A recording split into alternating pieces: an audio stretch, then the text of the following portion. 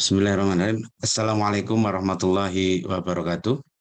Waalaikumsalam warahmatullahi wabarakatuh. Alhamdulillah wa syukurillah. La haula wa la quwata illa billah amma ba'da. Bersyukur kepada Allah Subhanahu wa taala atas segala limpahan karunia-Nya kepada kita semua. Sehingga alhamdulillah pada pagi hari ini kita bisa dipertemukan secara virtual dalam forum yang sangat luar biasa, saya kira, forum diskusi ilmiah yang saya kira ini akan sebagai bagian dari kita untuk tolabul ilmi. Salawat dan salam semoga tercurah kepada junjungan kita Nabi Muhammad SAW serta keluarga, sahabat, dan pengikutnya yang setia pada ajaran agama Islam. Bapak, Ibu, dan hadirin yang kami hormati, terima kasih atas waktunya pada hari ini. Pada hari ini ada hal yang sangat menarik, yaitu diskusi tentang Islam, sains, dan teknologi, yang saya kira diskusi tentang Islam, sains, dan teknologi ini sudah berlangsung cukup lama, namun topik ini atau tema ini sepertinya tema-tema atau topik yang tidak pernah akan habisnya untuk didiskusikan bersama. Seperti kita ketahui bahwa pada abad pertengahan muncul banyak tokoh-tokoh Islam yang sangat luar biasa, seperti Al-Kindi, Al-Biruni, Ibnu Sina, dan lain sebagainya, yang diyakini oleh umat Islam ini adalah sebagai tokoh-tokoh yang banyak memberikan inspirasi terhadap perkembangan sains dan teknologi di abad modern. Namun, seperti kita ketahui bersama bahwa saat ini sepertinya umat Islam masih agak lelap dalam tidurnya, sehingga sains dan teknologi lebih banyak dikuasai oleh orang-orang Barat.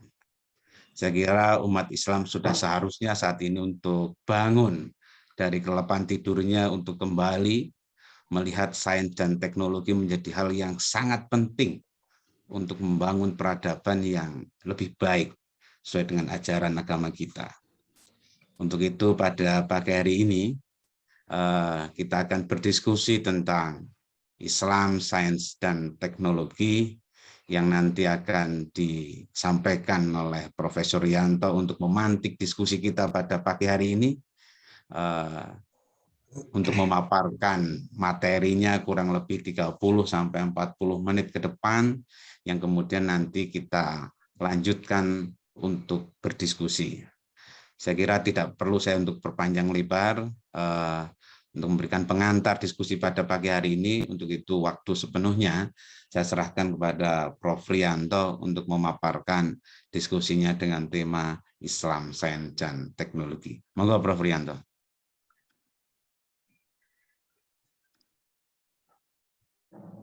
Oke, baik. Terima kasih Pak Torek. Bismillahirrahmanirrahim. Assalamualaikum warahmatullahi wabarakatuh. Waalaikumsalam.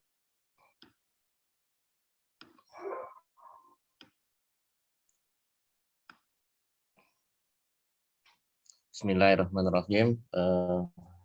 Saya ulangi ya. Assalamualaikum warahmatullahi wabarakatuh. Alhamdulillahirrabbilalamin. Salatu wassalamu ala asrafil anbiya wal mursalin wa ala alihi washabihi ajma'in wa ba'du. Puji syukur kehadirat Allah Subhanahu wa taala. Salawat dan salam kita haturkan kepada junjungan kita Nabi besar Muhammad sallallahu alaihi wasallam. Yang saya hormati Pak Akbar, Ketua ISMI Sleman, Mas Agung, fasilitator pada pagi hari ini, Pak Torek, moderator, dan Bapak Ibu semua jamaah pada pagi hari ini yang insya Allah dirahmati oleh Allah Subhanahu wa taala. Untuk topik bulan Januari itu sudah selesai. Topiknya itu tentang kesehatan, luar biasa materinya, tentang kesehatan, tentang gizi, tentang makanan. Bulan Februari itu tentang pendidikan, juga luar biasa materinya. Di awal bulan Maret yang ngisi Pak Warsono, Dr. Andes Warsono Muhammad MA, itu juga pintu masuk kita akan membahas tentang sains dan teknologi.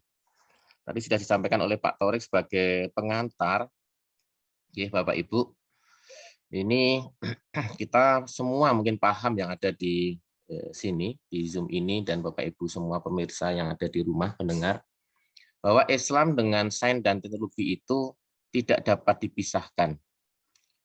Karena sama-sama mempunyai peranan yang sangat penting terhadap dalam membangun peradaban manusia. Sains dan teknologi membawa kemajuan, kemudahan, dan kenyamanan. Mungkin Bapak Ibu sudah merasakan sekarang ini. Sedangkan Islam memimpin manusia ke arah kebahagiaan, kesejahteraan hidup di dunia dan juga di akhirat. Bapak Ibu, topik saya tidak akan membahas terlalu detail tentang itu, tapi Bapak Ibu pastilah orang yang memahami bagaimana kedudukan Islam, sains, dan teknologi. Saya akan menyampaikan beberapa fenomena, Bapak Ibu. Bagaimana pentingnya sains dan teknologi, dan bagaimana kita orang Islam mensikapinya. Bapak Ibu, akhir-akhir ini, saya sering ketemu juga di Zoom. Kemarin ketemu dengan orang di Tasikmalaya dengan Zoom, di beberapa tempat lah Bapak Ibu, di Lombok, dan sebagainya. Itu kondisi sekarang ini, kalau Bapak Ibu rasakan ya, perubahan iklim yang sangat drastis, dari musim penghujan, suhu sangat dingin, kemudian berubah ke musim kemarau, panas. Dan itu Bapak Ibu, fenomena ini Bapak Ibu, sekarang ini kita alami. Kemarau yang berkepanjangan, dan seterusnya. Ini nih, apakah kita ini sebagai orang Islam akan diam saja seperti ini, melihat kondisi ini? Orang mengenalnya, kondisi sekarang ini, kondisi real yang kita hadapi ya Bapak Ibu, ya, umat manusia di dunia yang akan menyongsong peradaban, itu sebetulnya telah diganggu oleh keadaan sistem yang sangat serius masalahnya. Sangat serius. Bapak Ibu merasakan mungkin ya, banyak yang batuk, sakit tenggorokan, dan seterusnya. Itu yang saya alami juga sama persis ya, mungkin Bapak Ibu alami ya. Itu sebabnya apa Bapak Ibu? Mudah-mudahan ya, hipotesis saya benar ya. Itu disebabkan oleh kondisi alam kita ini yang mengalami perubahan iklim yang sangat ekstrim ya Bapak Ibu ya, climate change. Ternyata ini kalau Bapak Ibu cermati ya, dampaknya itu luas Bapak Ibu. Luas sekali ya. Cuaca ekstrim itu apalagi dampak kesehatan ya, health effect ya. Dampak yang lain luar biasa, berpengaruh terhadap kesediaan bahan pangan ya, dan ini ya, berkembangnya virus. Luar biasa Bapak Ibu dampaknya. Ya. Global warming dan climate change ini. Nah, bagaimana orang Islam akan mensikapi ini? Ini salah satu efek yang mungkin saja akan mengganggu peradaban kita di masa yang akan datang. Kalau kita tidak ikut di dalamnya ya, mengantisipasinya. Dan ini informasi yang baru saja saya peroleh Bapak Ibu berdasarkan Intergovernmental Panel and Climate Change. Ini IPCC ya ini ya, coba Bapak Ibu ya. Jadi kondisi iklim yang sekarang ini kita alami itu sebetulnya kalau Bapak Ibu cermati itu tidak normal Bapak Ibu. Tidak berada pada posisi mungkin saja Bapak Ibu yang sepuh-sepuh ya, mungkin posisi 30 atau 40 tahun yang lalu. Dan ini posisi sekarang ini, mungkin kalau bicara tentang kesehatan yang bulan Januari itu kan hubungannya dengan food, dengan pikiran, dengan macam-macam ya. Ternyata kondisi iklim kita ini, alam kita ini juga sangat berpengaruh terhadap kesehatan kita. Gitu. Kondisi yang sangat ekstrim sekarang ini menyebabkan atau berhubungan dengan kesehatan mental kita, kecemasan, depresi, masalah tidur, baik yang seringan maupun yang sangat berat. Nah, Bapak Ibu, saya akan menyampaikan fenomena ini ya, Bapak Ibu ya. Mudah-mudahan ini hal yang biasa, Bapak Ibu. Ataupun kalau sudah biasa ya, saya akan ungkapkan kembali lah, Bapak Ibu. Mengapa ini terjadi? Coba Bapak Ibu, revolusi industri Prancis, penggunaan bahan bakar minyak, bensin, solar, batu bara, ya, Bapak Ibu ya. Karena memang itu tuntutan, Bapak Ibu. Kendaraan bermotor, mobil, berkembang sangat pesat populasi manusia, itu yang akan menyebabkan menyumbang gas CO2 itu Bapak Ibu. Mohon maaf ini agak berbau kimia sedikit ya Bapak Ibu. Karbon dioksida yang ada di alam kita ini meningkat sangat drastis.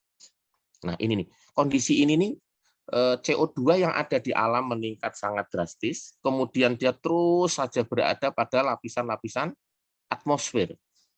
Nah ini, Bapak Ibu kalau melihat fenomena ini berarti Bapak Ibu paham, oh berarti meningkatnya jumlah kendaraan bermotor, mobil, penggunaan solar, ya, penggunaan batu bara, ya, pembakaran hutan, dan seterusnya, itu adalah hal-hal pemicu terjadinya ini. Gitu.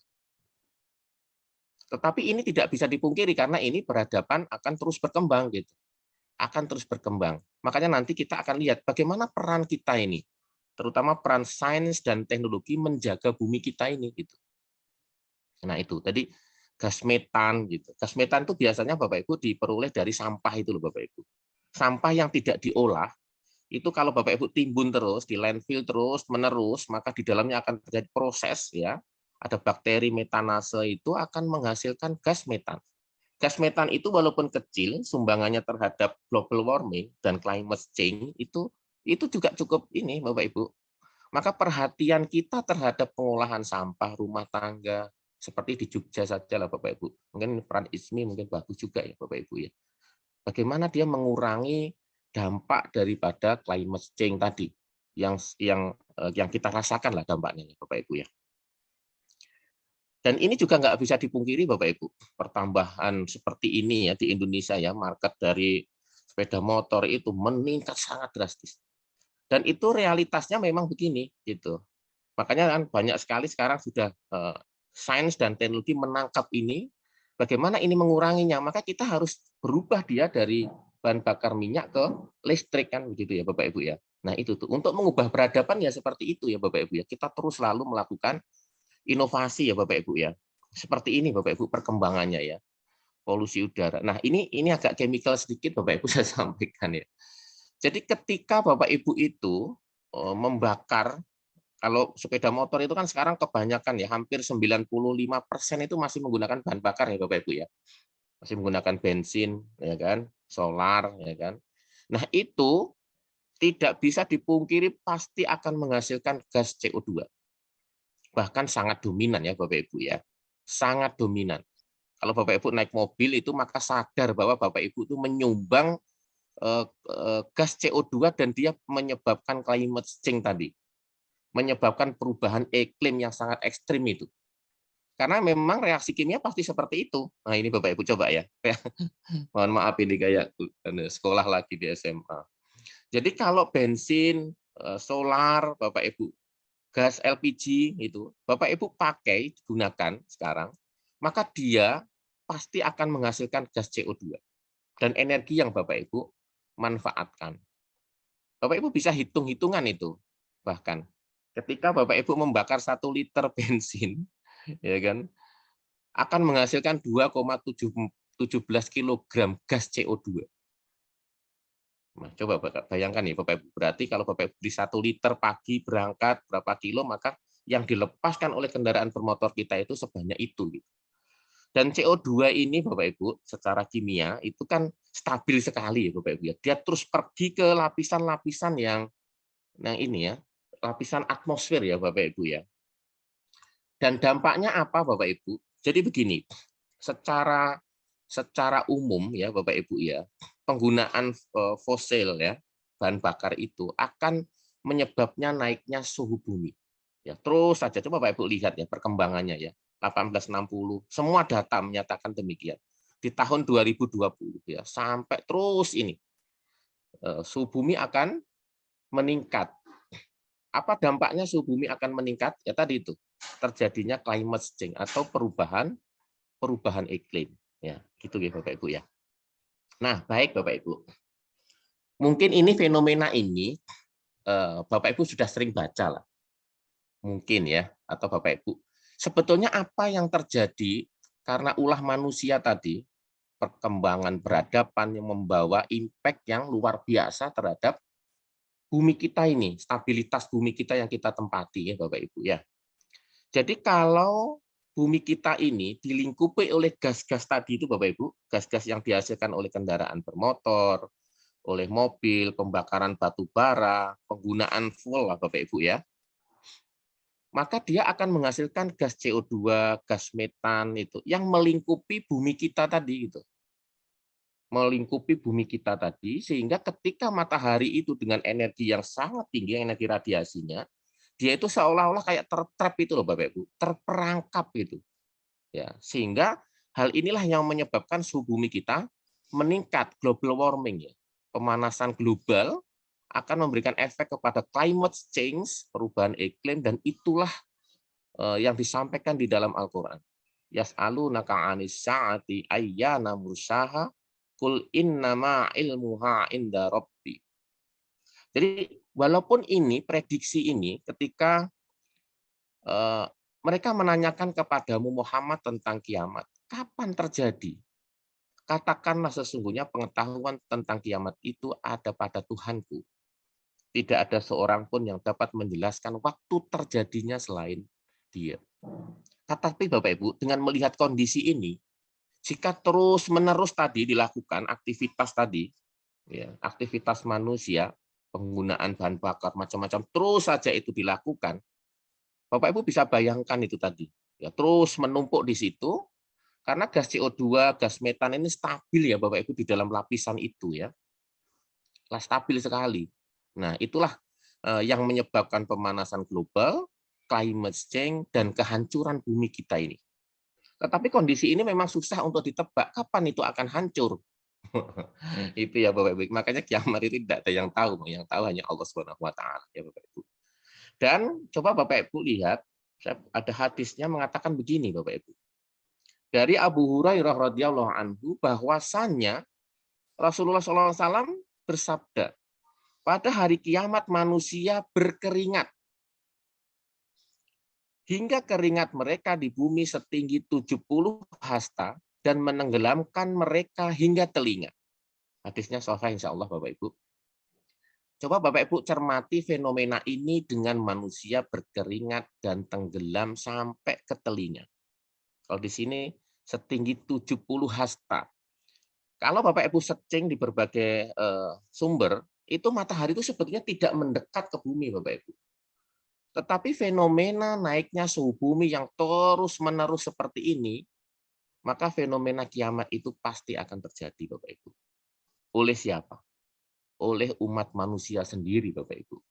Nah ini hambatan terbesar dalam membangun peradaban itu sebetulnya juga disebabkan oleh ulah manusia sendiri. Dan Bapak Ibu begini, Allah itu kan menciptakan bumi kita, kemudian lingkungan bumi itu sebetulnya sangat teratur dan rapi Bapak Ibu. Coba Bapak Ibu ya, kita ini berada di bumi. Bagian bawah itu orang menyebutnya dengan geosfer ya Bapak Ibu, lapisan tanah ya Bapak Ibu ya, solid, padat yang kita injak ini. Kemudian Bapak Ibu sadar bahwa di atas kita ini ada lapisan layer ya, layer by layer ya Bapak Ibu ya, ada troposfer. Nah, ini kayak kuliahannya ya Bapak Ibu ya, bumi dan antariksa ya. Ya, stratosfer, mesosfer, termosfer, eksosfer. Coba Bapak Ibu. Allah itu menciptakan kondisi bumi dan lingkungannya sekelilingnya ini sangat rapi. Coba Bapak Ibu ya. Allah menciptakan apa? Ozon. Bapak Ibu pernah dengar nggih? Ozon atau O3. Untuk apa Allah menciptakan itu? Untuk menjaga manusia tadi itu dari radiasi matahari yang sangat panas. Allah menciptakan lapisan-lapisan tertentu untuk menjaga meteor tadi supaya tidak jatuh ke bumi. Ya kan Bapak Ibu ya, rapi sekali. Tetapi nah ini Bapak Ibu, memang manusia itulah yang membuat kerusakan di muka bumi ini. Ya Bapak Ibu ya. Siapa manusianya Bapak Ibu? Jadi ini Allah berfirman dalam Quran surat Al-A'raf ayat 56 ya. Wala tufsidu fil ardi ba'da islahiha wa ta'uhu khaufan wa tama'a. Inna rahmatallahi qaribum minal muhsinin. Dan janganlah kamu membuat kerusakan di muka bumi. Jadi coba Bapak Ibu, fenomena tadi, perbuatan kita, kemudian impact-nya, dampaknya ya Bapak Ibu ya. Memang benarlah ayat ini bahwa manusia itu membuat kerusakan di muka bumi. Sesudah Allah memperbaikinya dan berdoalah kepadanya dengan rasa takut dan harapan Sesungguhnya rahmat Allah amat dekat kepada orang-orang yang berbuat baik. Baik Bapak Ibu, lalu dampaknya apa Bapak Ibu? Sudah kita rasakan tadi ya. Kalau suhu bumi ekstrim digoyang sedikit saja kondisi tubuh sudah tidak sanggup. Bencana alam di mana-mana, banjir di mana-mana, dan seterusnya. Itu impact-nya Bapak Ibu. Bahkan kalau Bapak Ibu pernah dengar ya Bapak Ibu ya, ini beritanya agak lama ya, Bapak Ibu Menteri Keuangan itu Bapak Ibu menyatakan ya, bahkan ini Bapak Ibu ya, objek yang dikenai cukai adalah kendaraan bermotor yang menghasilkan emisi CO2. Coba bayangkan Bapak Ibu, ini berarti kan pemerintah sebenarnya sudah mulai paham ya, bahwa penggunaan bahan bakar yang menghasilkan gas CO2 yang berimpact pada global warming dan climate change itu sangat berbahaya Bapak Ibu. Lalu bagaimana sains dan teknologi mengerem itu Bapak Ibu? Mengendalikan kan gitu kan. Fungsi sains dan teknologi itu kan respect terhadap kondisi alam kan Bapak Ibu ya. Karena harus menjaga peradaban dan terus ini kita nyaman hidup di bumi ini gitu. Ya. Tidak mengalami gangguan dari cuaca, dari suhu ekstrim ya. Kita akan berperan di bagian mana Bapak Ibu? Ya palingnya orang Islam berperan sesuai dengan bidangnya. Karena kita harus lakukan ini Bapak Ibu. Kalau enggak ya seperti tadi kondisinya.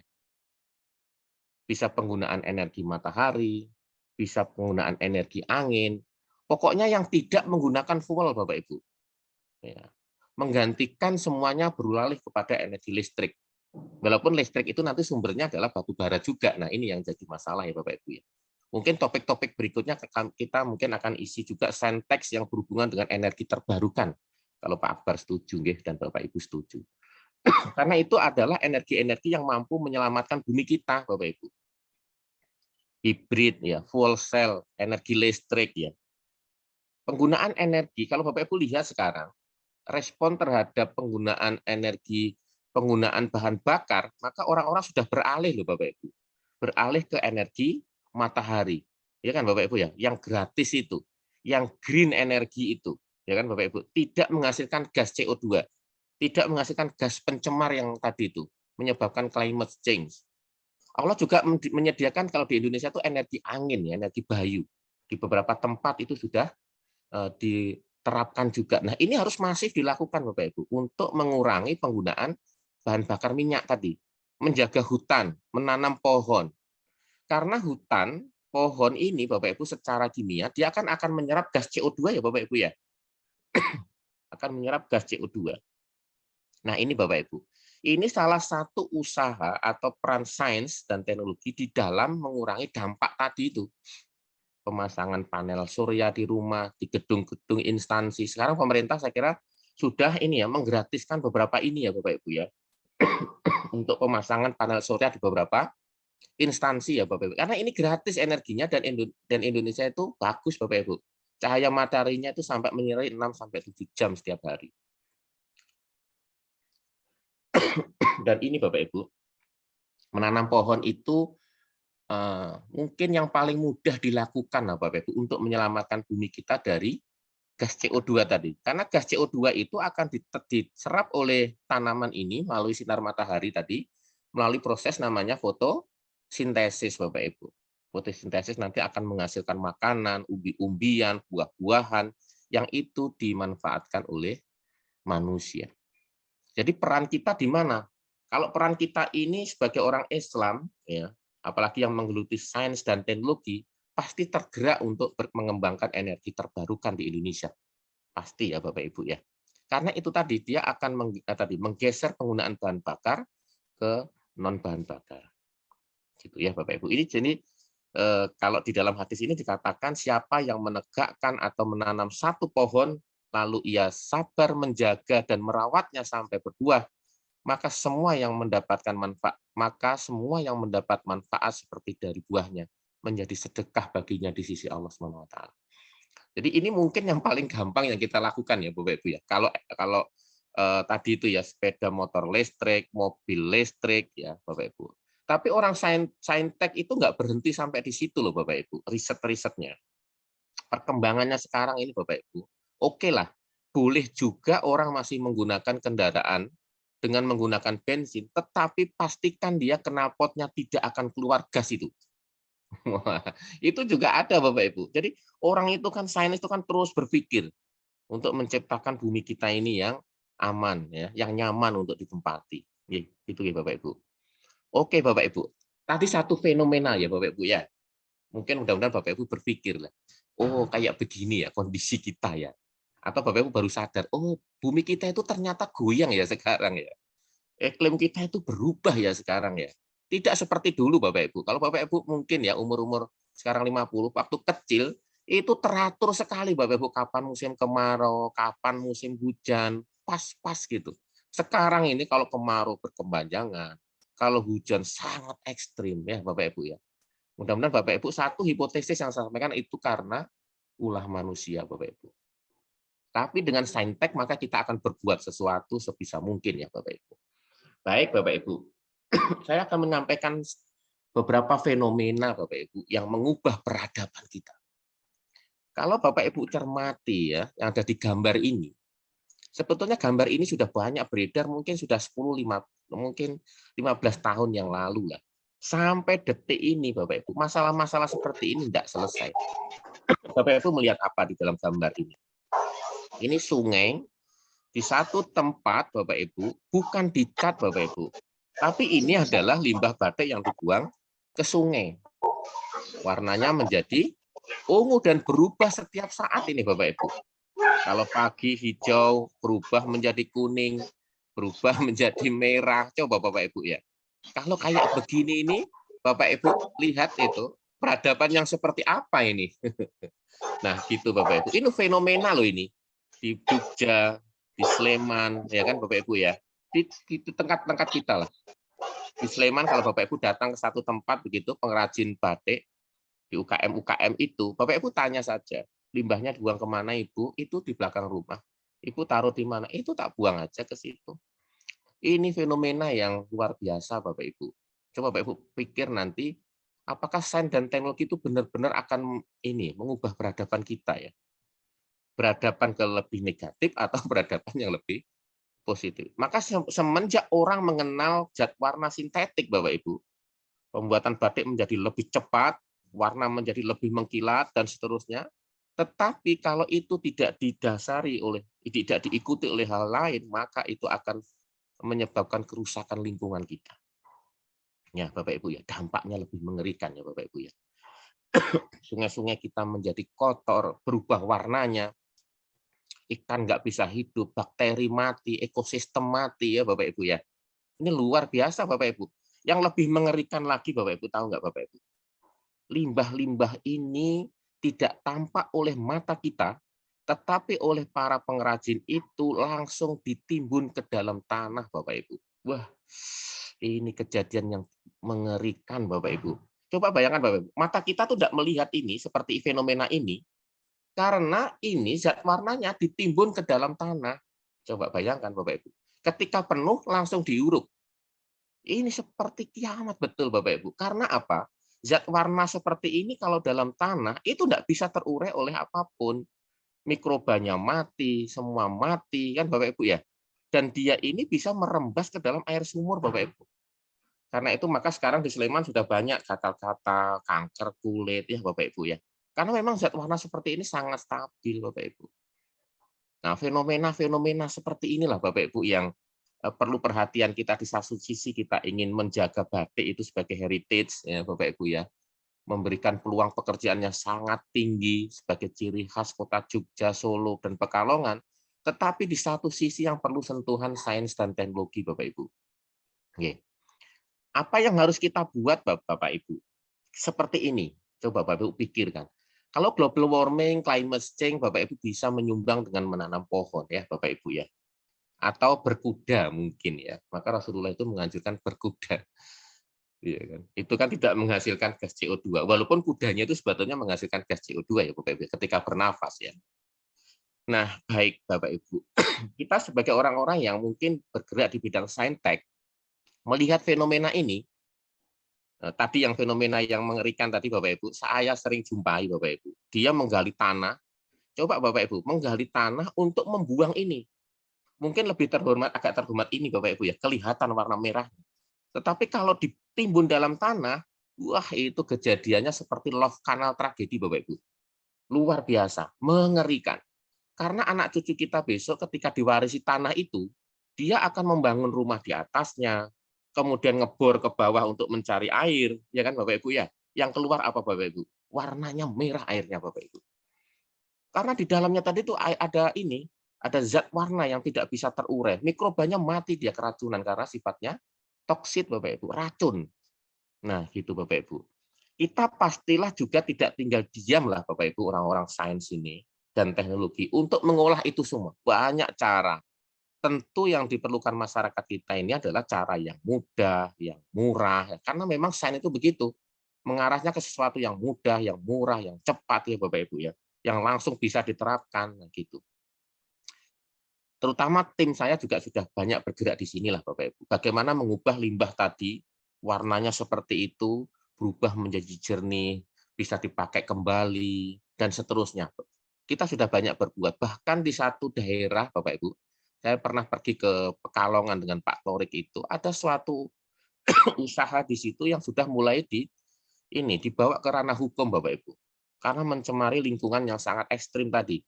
Air sungai sudah tidak bisa dimanfaatkan, sudah mulai merembes ke sumur-sumur warga, gitu. Maka kita menyumbang alat ini, dia manfaatkan, ya. Bisnisnya jalan lagi, lingkungan terselamatkan, gitu. Tetapi apakah proses ini akan selesai, Bapak Ibu? Enggak. Karena orang-orang mengatakan bahwa cara ini tuh mahal, Pak. Nah, gitu. Maka orang akan berpikir terus mencari cara yang lebih simpel, yang lebih murah, yang lebih mudah untuk menyelamatkan lingkungan kita, menyelamatkan badik kita. Nah, itulah Bapak Ibu fungsi sains dan teknologi. Ya. Bapak Ibu, begini, saya hanya menyampaikan 3 fenomena penting saja. Banyak fenomena yang Bapak Ibu tangkap dari perubahan peradaban kita sekarang ini. Bapak Ibu, jadi gini, fenomena yang ketiga yang perlu saya sampaikan ke Bapak Ibu, yang mungkin Bapak Ibu sudah sering mendengar, bahwa Allah itu menciptakan apa yang ada di alam ini, makhluknya ini selalu berpasang-pasang. Itu Bapak Ibu ya. Langit, bumi, siang, malam, laki-laki, perempuan, ada tanaman ya Bapak Ibu ya. Ada jantan, ada betina ya Bapak Ibu ya. Kemudian ada listrik. Bapak Ibu kalau lihat listrik itu, kalau orang fisika itu kan ada muatan positif dan muatan negatif sehingga muncullah arus listrik di situ, ya kan Bapak Ibu ya. Nah, ini nih fenomena ini kira-kira apa yang harus kita tangkap Bapak Ibu? Coba Bapak Ibu lihat ya. Ketika COVID itu melanda kita mungkin sekitar 2 tahun yang lalu, COVID itu melanda kita gitu. Kemudian orang kan virus itu kan tidak nampak oleh kita ya Bapak Ibu ya, tidak kelihatan. Tetapi dampaknya bisa kita rasakan ya Bapak Ibu ya. Kalau saya memahami, orang-orang saintek memahami peradaban seperti ini, apa yang berubah Bapak Ibu? Sekarang itu perubahan dari yang terjadi, dampak-dampak seperti itu, sebetulnya bisa kita tangkap ya Bapak Ibu ya. Tadi tuh, Allah menciptakan segala sesuatu yang ada di alam ini berpasang-pasangan. Apa hikmahnya? Coba Bapak Ibu cek ya, kalau Bapak Ibu tes di swab misalnya, ini adalah fenomena Allah menciptakan berpasangan antara antigen dan antibodi, ya kan Bapak Ibu ya? Ketika orang itu kena virus COVID-19, maka di dalam tubuhnya akan membentuk antibodi untuk menyerang COVID itu. Gitu. Nah, fenomena itulah yang dipakai orang untuk mengetahui tes swab secara cepat ya Bapak Ibu ya. Nggak sampai 5 menit, Bapak Ibu langsung melihat pergerakan itu, set, oh negatif, set, oh positif Bapak Ibu. Ini fenomena apa Bapak Ibu? Apa yang ditempelkan orang di situ? Kok orang bisa mendeteksi begitu sangat cepat? Itulah ciri-ciri saintek dan dalam masa sekarang Bapak Ibu ya. Cepat, murah Bapak Ibu, mudah, semua orang hampir bisa Bapak Ibu ini simpan sampling dari hidung diambil kemudian diteteskan ke dalam ini tempat sampel, pergerakan tadi kapilaritas kemudian saat dia memberikan tanda di situ. Kalau 2 strip itu positif, 1 strip itu negatif. Itu fenomena-fenomena sekarang yang mengubah peradaban Bapak Ibu. Orang mengenalnya dengan biosensor, dengan sensing, dan seterusnya. Nah, hal-hal seperti ini yang harusnya ditangkap oleh orang-orang Islam, Bapak Ibu. Tadi Pak Torik menyampaikan orang Islam itu harus bangun, Bapak Ibu. Harus bangun membangun peradaban ini, harus terlihat ke depan. Sebetulnya fenomena itu, Bapak Ibu, sudah kita rasakan sejak dulu ketika orang ingin mengetahui apakah seorang perempuan itu hamil atau tidak. Coba bayangkan Bapak Ibu. Kan itu kan pakai strip gitu ya Bapak Ibu ya. Ini orang-orang kedokteran pasti paham ini. Itu juga fenomena Allah menciptakan makhluk ini berpasang-pasangan walaupun dia sangat kecil. Luar biasa ya kan? Kan virus itu kan tidak kelihatan, tetapi karena virus itu berpasangan antara antigen dan antibodi seperti key and lock Bapak Ibu, kunci dan gembok. Ini kan luar biasa ya Bapak Ibu ya. Key and lock ya Bapak Ibu. Jadi kata kuncinya itu key and lock itu sehingga berkembanglah semua instrumen-instrumen sekarang, terutama di diagnostik di kedokteran, sehingga orang menjadi sangat cepat Bapak Ibu. Coba alatnya kecil, ringan ya Bapak Ibu ya, cepat, mudah dan murah. Bahkan orang bisa tes sendiri di rumah, nggak perlu ke rumah sakit. Itu fenomena-fenomena yang sekarang berhadapan ini ya Bapak Ibu ya. Kalau Bapak Ibu cermati lagi Bapak Ibu, senteks itu tidak berhenti sampai di situ. Fenomena Allah menciptakan berpasangan apapun tadi, maka itu berkembanglah ilmu pengetahuan Bapak Ibu. Bahkan sekarang ini kalau orang mengetahui, dulunya kalau mengecek orang kena tuberkulosis itu kan bisa sampai seminggu 2 minggu sekarang. Sekarang bisa pakai handphone Bapak Ibu. Pakai hembusan nafas saja orang bisa mengetahui ini deteksi tuberkulosis atau tidak. Cepat, mudah, murah, karena itulah fungsi sains dan teknologi. Bapak Ibu coba sering menggunakan alat ini kan Bapak Ibu. Bapak Ibu ingin cek glukosa, asam urat, ya kan Bapak Ibu. Ini fenomena ketika Allah menciptakan segala sesuatu itu berpasang-pasangan. Kunci kayak kunci dan gembok itu loh Bapak Ibu. Key and lock teorinya. Ini juga key and lock antara substrat dan enzim. Nah, kan gitu ya Bapak Ibu ya. Mohon maaf ini agak ekstrim. Ini fenomena yang sudah sekarang terjadi. Lebih mudah, lebih murah, lebih ringan, ya praktis ya Bapak Ibu lah. Inilah fungsi sains dan teknologi. Mohon maaf Bapak Ibu, waktunya sudah habis ternyata. Dan itulah Bapak Ibu beberapa fenomena sebetulnya yang orang Islam itu bisa tangkap dia untuk menyambut peradaban yang sekarang ini Bapak Ibu. Peradaban sekarang ini sudah sangat cepat berubah Bapak Ibu. Sangat berubah. Semua alat-alat yang dulunya ada besar-besar, mahal harganya, sekarang akan tergeser kepada alat-alat diagnostik yang kecil-kecil seperti ini. Dan karena itu memang tuntutan sekarang, Bapak Ibu. Saya kira itu Bapak Ibu yang bisa saya sampaikan. Mohon maaf kalau tidak berkenan materinya, Bapak Ibu. Karena saya bingung juga ini materinya umum dan terlalu kekimiawan gitu, kimia-kimiaan gitu. Mohon maaf. Dan itulah yang bisa saya sampaikan pada kesempatan pagi hari ini. Mudah-mudahan bermanfaat, Bapak Ibu. Terima kasih. Assalamualaikum warahmatullahi wabarakatuh. Waalaikumsalam warahmatullahi wabarakatuh. Terima kasih Prof. Rianto yang sudah memaparkan materinya. Saya kira materinya luar biasa karena menyampaikan contoh-contoh real, contoh-contoh konkret yang ada kejadian saat ini gitu ya. Dan seperti kita ketahui juga bahwa sebenarnya tadi sampaikan oleh Prof. Rianto, Allah telah menjadikan sesuatu yang di muka bumi ini sebuah keteraturan, ya, sebuah keteraturan. Tetapi keteraturan tadi kemudian dirusak sendiri oleh manusia dengan berbagai macam contoh yang disampaikan oleh Prof. Rianto. Termasuk misalkan ketika Prof. Rianto menyampaikan terjadinya perubahan iklim, ada global warming, ada pemanasan global yang kemudian mengakibatkan berbagai dampaknya luar biasa. Dan saya juga punya hipotesis mungkin Prof. Salah satunya terkait dengan pemanasan global ini. Mungkin fenomena hari ini bicara COVID-19 ini hipotesis saya gitu. Ini juga tidak terlepas dari yang namanya global warming atau pemanasan global. Kenapa demikian?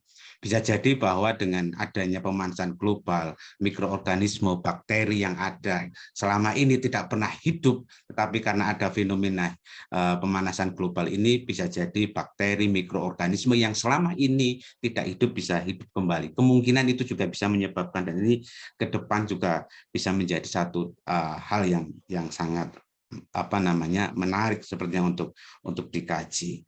Nah, sebagaimana disebutkan oleh Prof. Rianto juga bahwa sebenarnya manusia ini adalah khalifah atau wakil Allah di muka bumi yang seharusnya bisa memberikan value, memberikan nilai-nilai kebaikan ya melalui bagaimana sains dan teknologi ini bisa digunakan akan lebih menjadikan manusia beradab begitu.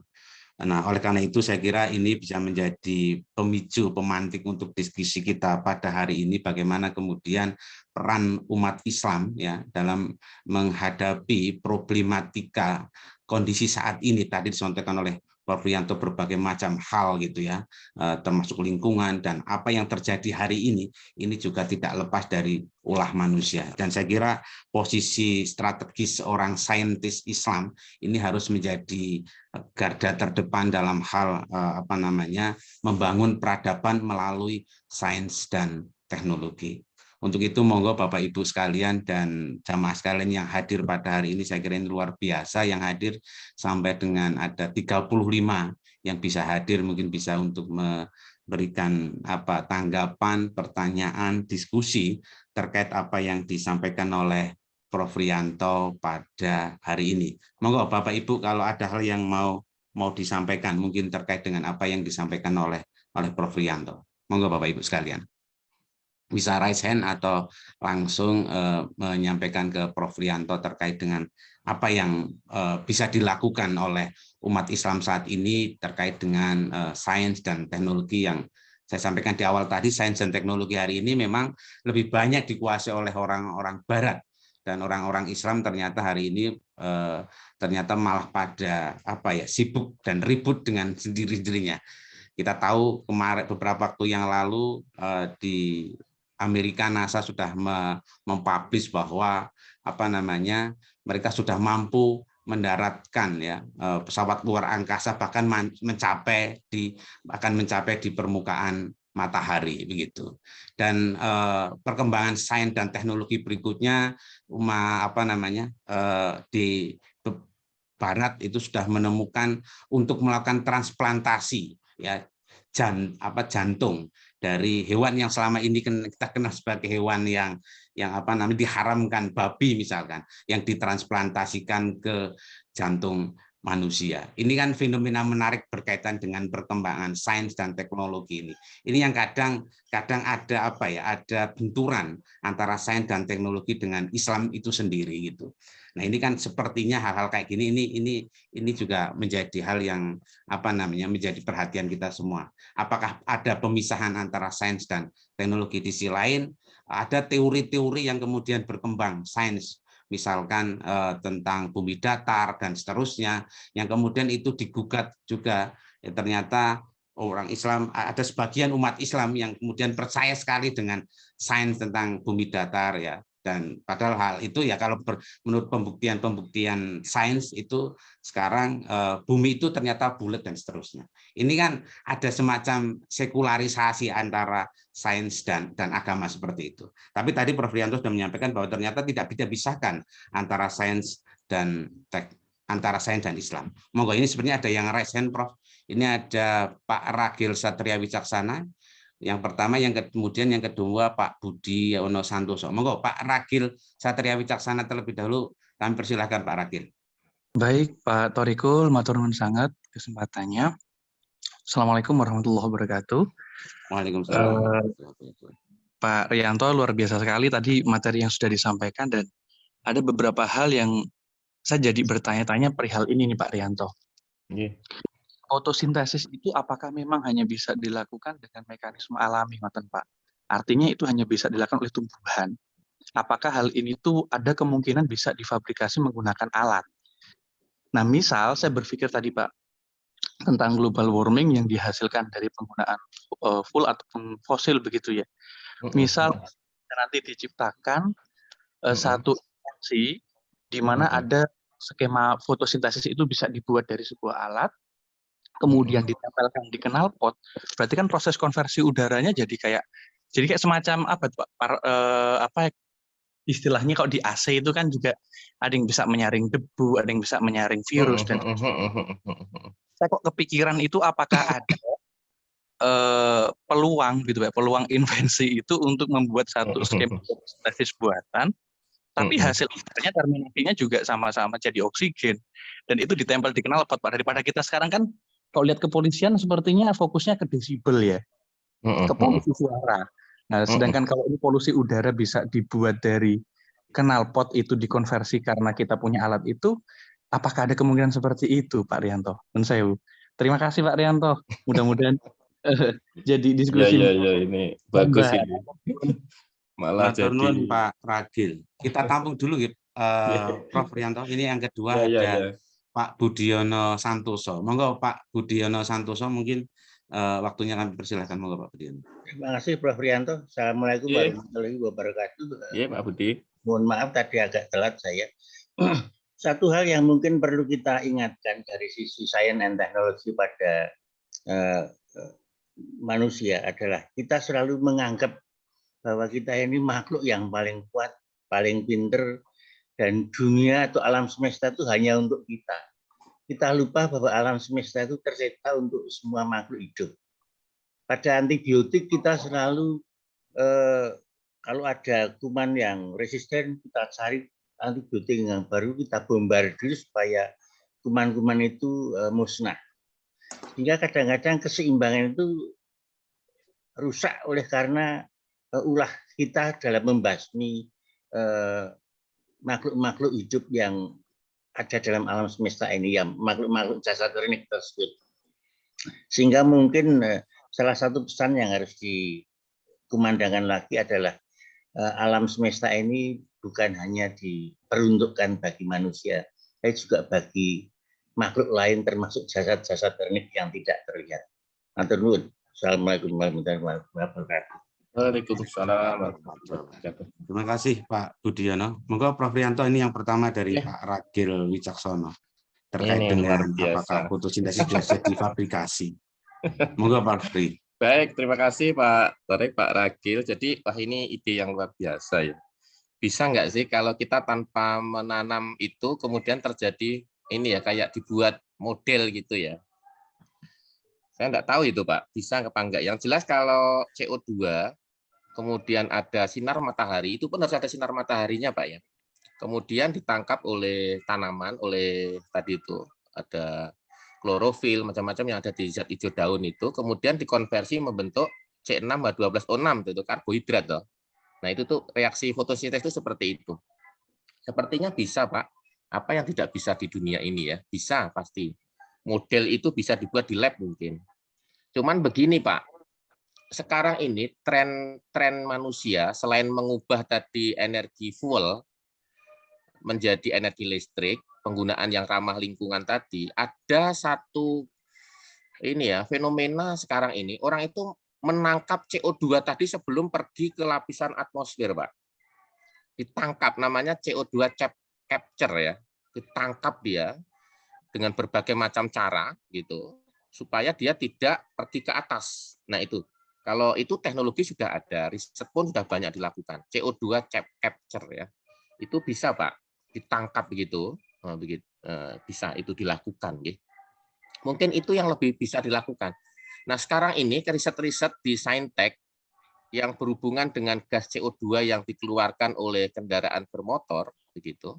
Kan tadi itu kan gas CO2 kan dikeluarkan oleh kendaraan bermotor tuh, atau cerobong-cerobong asap itu. Jadi dia sebelum keluar itu Pak, dia di-trap namanya. Di-trap ya, ditangkap gitu. Ditangkap ya dengan berbagai macam cara. Ada yang cara fisika, ada yang menggunakan chemicals gitu. Ditangkap supaya memang dia tidak pergi ke atas gitu. Nah, ini tapi usulnya Pak Ragil itu bagus nih.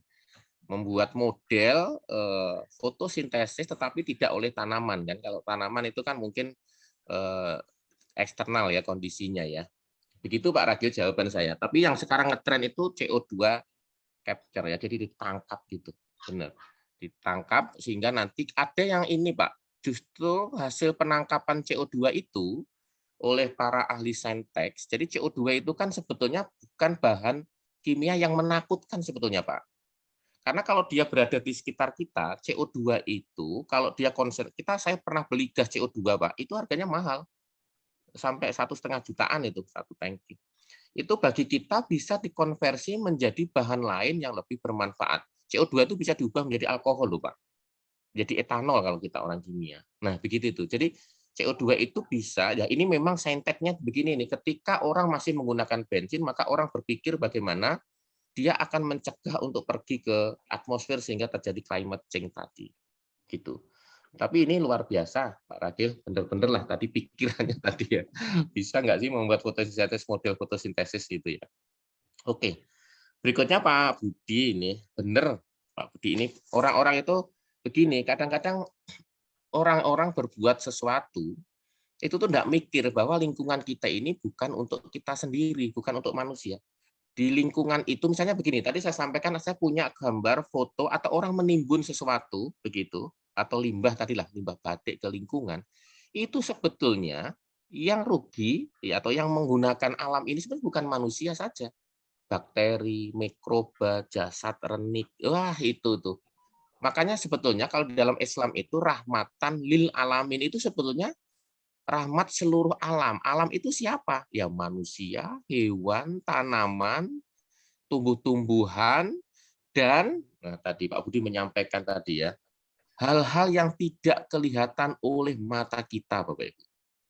Itu Bapak Ibu harus paham bahwa di sekeliling kita itu ada makhluk-makhluk jasad renik yang menguraikan bangkai, yang menguraikan segala sesuatu ya. Sehingga kalau Bapak Ibu membuang segala sesuatu ke lingkungan yang dia tidak bisa terima, limbah plastik, limbah zat warna, limbah deterjen, ya Bapak Ibu ya, hasil laundry, itu kan sebetulnya mikroba kecil-kecil itu nggak mau menerima sebetulnya. Karena sifatnya racun kan Bapak Ibu. Ketika dia mati, maka lingkungan kita, ekosistem lingkungan menjadi tidak stabil. Gitu. Tidak seimbang tadi Pak Budi menyampaikan. Benar Pak, saya setuju itu. Jadi kita ini sebetulnya tugas kita ini sekarang itu kan mewarisi lingkungan kita, bumi kita itu kan untuk anak cucu sebetulnya. Itu juga salah sebetulnya. Bukan hanya anak cucu, tetapi banyak orang, atau banyak mikroba, banyak binatang, banyak hal yang menggantungkan hidupnya dari kondisi bumi yang sehat lah. Kondisi bumi yang nyaman, yang aman gitu untuk ditinggali. Ya, saya kira itu jawaban saya Pak Torik untuk Pak Ragil dan Pak Budi. Terima kasih atas pertanyaannya. Nah, turun Prof. Rianto. Jadi kalau Pak Budiono paling tidak tadi menyampaikan bahwa alam semesta ini untuk semua makhluk hidup, maka kita juga harus bisa berdampingan dengan semua makhluk hidup itu ciptaan Allah Subhanahu wa taala. Luar biasa diskusinya pada pagi hari. Bapak Ibu sekalian, saya kira masih ada cukup waktu, ada kurang lebih 7 menit. Monggo kalau masih ada yang mau disampaikan Bapak Ibu sekalian. Ini masih ada waktu 7 menit berkaitan diskusi kita hari ini, yaitu tentang Islam, sains, dan teknologi. Mungkin sebelum ada pertanyaan yang lain, ini Prof. Rianto. Jadi saya ingin sedikit mungkin juga berdiskusi dengan Prof. Rianto dan Bapak Ibu sekalian. Kalau kita bicara perkembangan sains hari ini di negeri kita atau mungkin di mayoritas ya, kita tahu sampaikan bahwa sains kita dan teknologi kita itu kan jauh tertinggal ya. Padahal ke depan harapannya sains dan teknologi ini juga bisa umat Islam yang menguasai lah bahasanya begitu. Umat Islam juga terlibat di dalam sains dan teknologi. Artinya untuk menjadikan sains dan teknologi itu memasyarakat itu kan harus sudah dikenalkan sejak awal kepada kepada anak-anak, kepada peserta didik dan seterusnya gitu. Bagaimana menurut Prof. Rianto, bagaimana kemudian agar masyarakat kita, ini masyarakat Indonesia atau masyarakat Islam secara umum, ini lebih peduli lagi terhadap sains dan teknologi, bahwa sains dan teknologi ini adalah satu hal yang sangat dibutuhkan umat Islam untuk saat ini dan masa yang akan datang. Kira-kira strateginya bagaimana ya Prof, untuk bagaimana menjadikan sains dan teknologi ini menjadi sesuatu yang menarik buat generasi kita yang akan datang. Mantul, Prof. Oke, masih Pak Torik. Memang ini ya, sains dan teknologi itu banyak juga negara mengatakan begini, keberhasilan suatu negara, kemudian negara-negara besar lah yang kita ikuti, yang kita sekarang ada itu, dia justru sains dan teknologinya pasti maju ya kan. Parameter itu bisa dilihat tuh. Kemudian bagaimana ini ya, makanya kalau pembagian generasi muda itu sebenarnya tidak bisa orang menumpukan pada satu ilmu misalnya. Maka ini ya ada juga pemerintah harus berperan. Ini perkembangan sains dan teknologi, khususnya Kemendikbud lah, mengambil peran di sini sehingga dia ada Jadi tidak menumpuk di ilmu tertentu misalnya. Ini ilmu sains dan teknologi itu harus ada porsinya. Ada orang-orang yang menggeluti di bidang ini gitu. Kalau sekarang ini kayaknya terjun bebas ya. Terjun bebas itu artinya ya sudah apapun yang diminati oleh siswa tidak dikelompok-kelompokkan, tidak di ini ya. Sehingga harusnya ini peran-peran ini mungkin mulai dari rumah tangga, dari anak-anak, bapak ibu semua lah yang punya putra putri begitu. Ya kalau jika seandainya sudah ada minat di bidang sains dan teknologi, dah itu harus dipupuk betul itu. Harus disadarkan bahwa masa depannya itu juga sangat baik begitu. Kan sekarang ini kan bidang-bidang ilmu tertentu, misalnya IT, itu lagi ngetren sekarang. Tetapi saintek ini juga bidang ilmu yang masa depannya tidak kalah gitu. Masa depannya sangat baik. Justru bukan untuk ini ya, Pak Torik ya. Masa depan untuk bumi kita lah paling tidak. Nah, itu penting harus ditanamkan tadi. Nah, mungkin untuk anak-anak muda, yang generasi muda itu ya perlu disampaikan bahwa inilah kendala kita sekarang. Sehingga anak-anak muda ini menjadi tertarik gitu. Mungkin case-case ya, kasus-kasus real yang ada di lingkungan kita, yang perlu kita harus bantu dengan sains dan teknologi begitu. Mungkin sains dan teknologi, sains itu apa? Yang paling gampang ya ilmu-ilmu sains mungkin ya, kimia, fisika, matematik gitu ya, biologi gitu itu.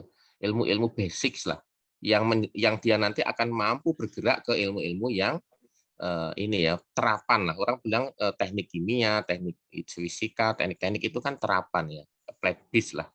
Tetapi basic science misalnya itu kan penting sebagai dasar gitu.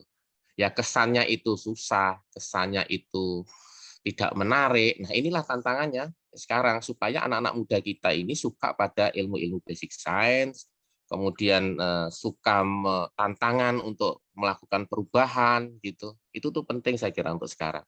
Porsi untuk ke situ itu harus penting.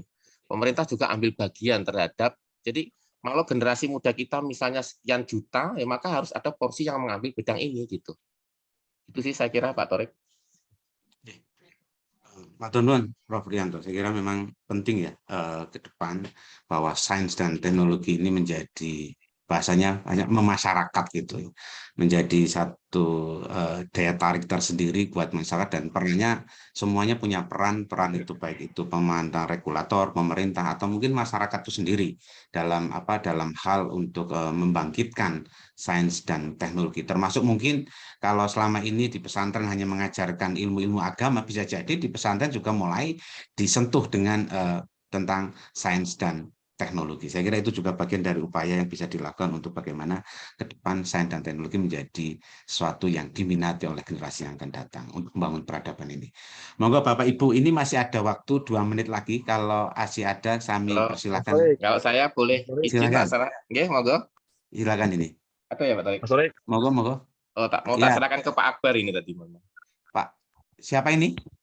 Mas Torik, saya Mas Torik Oke, dari Pak Aceh. Fatur, Mas Fatur. Monggo Mas Fatur dari Aceh, monggo. Wih, ada yang dari Aceh. Ya, Prof. Silakan Mas Fatur. Ini Prof.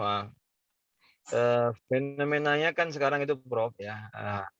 Kita ini di Indonesia yang mayoritas Muslim, itu kan yang pertama sistem pendidikan kita itu memisahkan di antara keyakinan keislaman dengan teknologi dan sains, sehingga nggak nyambung dia. Nah, dari SD, SMP, SMA itu jarang sekali yang bisa connect antara sains, basic sains dengan agama itu, dengan pemahaman keislamannya itu. Yang kedua, pesantren sendiri mereka lebih cenderung ke fikih, sehingga kajian-kajian ilmiah itu tidak connect. Dan itu mayoritas seperti itu. Nah, harusnya ini gimana Prof? Solusinya ini untuk bisa connect pesantren pendidikan kita supaya kurikulumnya itu masuk nih antara sains dengan pemahaman keislaman itu. Demikian Prof. Nanti Mas Fatur, ini kayaknya masih gelap ini di Aceh Mas Fatur. Ya baru sebulan nih. Iya, maka Prof. Rianto, ini bagaimana mengkoneksikan antara kajian-kajian yang ada di pesantren dengan kajian-kajian sains dan teknologi, karena selama ini ternyata kajian-kajian di pesantren ini hanya terbatas pada kajian-kajian mungkin tentang fikih, akidah dan seterusnya. Monggo tanggapan Prof. Rianto, monggo Prof. Ya. Ini luar biasa ini ada Pak Fatur ya. Jadi ya kita harus memahami bahwa Islam, sains dan teknologi kan harus beriringan. Sehingga mulai dari kecil itu kan berarti kan kurikulum lah, tugas Bapak Ibu guru lah, tugas Bapak Ibu dosen lah, para pengasuh pondok pesantren lah, sehingga tidak terpisahkan ini antara Islam, sains, dan teknologi. Karena tidak bisa dipungkiri gitu. Kalau kita di pesantren hanya belajar agama, sehingga fenomena-fenomena yang terjadi di luar kita nggak ngerti sama sekali, ya itu ya tidak benar gitu. Kan karena hidup kita itu kadang-kadang real gitu. Di pesantren kemudian hanya dipelajari fikih, ilmu-ilmu tertentu. Ketika mobil motor rusak, maka dia nggak bisa memperbaiki kan. Nah kayak gitu. Maka Islam itu kan harus kafah ya, harus berhubungan dengan ilmu, sains, teknologi, berhubungan dengan politik, berhubungan dengan kebudayaan, maka harus kafah orang itu. Saya kira itu Pak Fatur, mungkin keberhasilannya ya kurikulum, Bapak Ibu guru, Bapak Ibu dosen, Bapak Ibu pengasuh pondok pesantren. Seperti yang disampaikan Pak Torik tadi, kalau bisa di pesantren itu ya blending gitu antara Islam, ilmu pengetahuan dan teknologi. Saya kira itu Pak Torik. Terima kasih Bapak Ibu atas tanggapannya. Matur nuwun Prof. Rianto, ini saya kira menarik dan masih banyak hal yang ingin dibicarakan, ingin didiskusikan, tapi memang waktunya juga sudah menunjukkan pukul 6:30 sesuai dengan agenda kita diskusi pada pagi hari ini. Saya kira terima kasih sekali pada Prof. Rianto yang sudah menyampaikan banyak hal terkait dengan sains, Islam, sains, dan teknologi dalam membangun peradaban. Ya, tadi sudah banyak kan contoh hipotesis, posisi, dan fenomena. Tinggal kita bagaimana sebagai generasi umat Islam ini peduli terhadap sains dan teknologi agar kita tidak semakin lelap dalam tidur dan tertinggal dengan peradaban oleh bangsa atau umat-umat lain. Saya kira terima kasih sekali lagi kepada Prof. Rianto dan Bapak Ibu sekalian yang hadir pada pagi hari ini mengikuti kajian pada pagi hari ini yang dilakukan oleh Ikatan Sindikat Muslim Indonesia Kabupaten Sleman. Dari saya kurang lebihnya saya mohon maaf dan saya waktu kembalikan kepada Pak Akbar. Kami persilakan mau Pak Akbar. Kurang lebihnya mohon maaf. Assalamualaikum warahmatullahi wabarakatuh. Waalaikumsalam warahmatullahi wabarakatuh. Matur nuwun sangat Pak Rianto, Prof. Rianto, dan juga Pak Torik Ulhuda, dan juga Bapak Ibu sekalian semuanya yang sudah berpartisipasi hari ini. Monggo, insya Allah kitab ini kita laksanakan setiap Sabtu pagi jam 5.30 sampai dengan 6.30. Dan kalau ada yang berkenan untuk berbagi ilmu, juga kami mengundang Bapak Ibu sekalian ya. Jadi tidak hanya sebagai peserta, juga karena yang ikuti biasanya sudah tokoh-tokoh sebenarnya, ahli-ahli semua ini, bisa gantian gitu, bisa saling bertukar pengalaman, bertukar pendapat, bertukar gagasan gitu. Jadi, matur nuwun sangat, kita ketemu lagi insya Allah pekan depan. Oke, matur nuwun sekalian. Pak Budi, Pak Akbar. Assalamualaikum. Waalaikumsalam warahmatullahi wabarakatuh.